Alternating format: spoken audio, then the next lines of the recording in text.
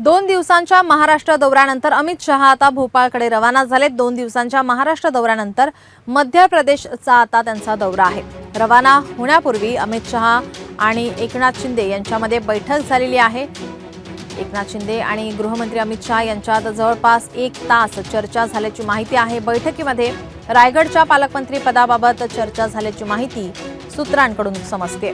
सेनेच्या मंत्र्यांच्या खात्यांना योग्य निधी मिळावा अशी मागणी केल्याची सूत्रांची माहिती।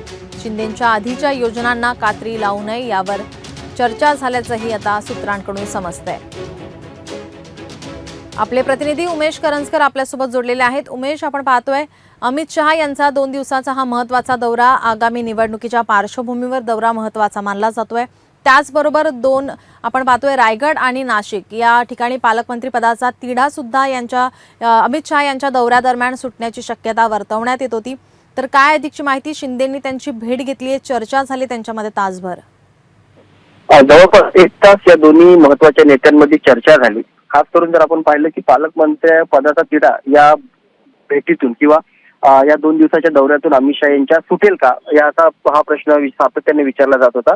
आज जी बैठक झाली एकनाथ शिंदे आणि अमित शहा यांच्यामध्ये रायगडच्या पालकमंत्री पदाबाबत चर्चा झाली आणि नाशिकच्या पालकमंत्री पदाबाबत चर्चा झाली। रायगडचं पालकमंत्रीपद आपल्याला मिळावं यासाठी शिवसेना खास करून आग्रही आहे। याबाबत अमित शहा यांना एकनाथ शिंदे यांनी शब्द टाकलेला आहे। मात्र यावर अजून अमित शहा यांच्याकडून कोणतेही उत्तर आलेलं नाही। त्यामुळे मुख्यमंत्री देवेंद्र फडणवीस यांच्याशी चर्चा केल्यानंतरच या पालकमंत्री पदाचा तिढा सुटेल अशा प्रकारची शक्यता वर्तवण्यात येते।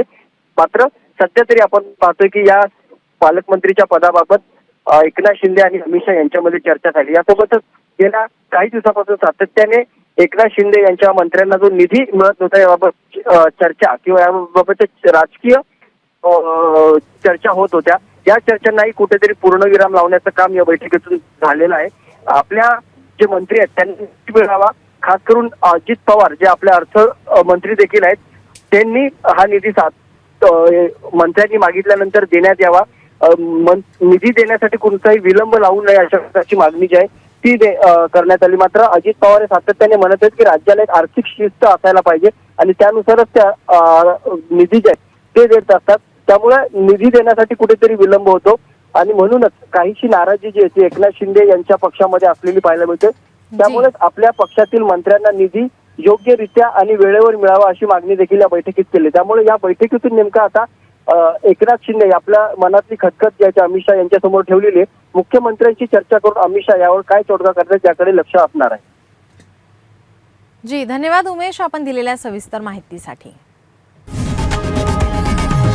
लोकशाही मराठी ऐका, पहा, जागरूक रहा।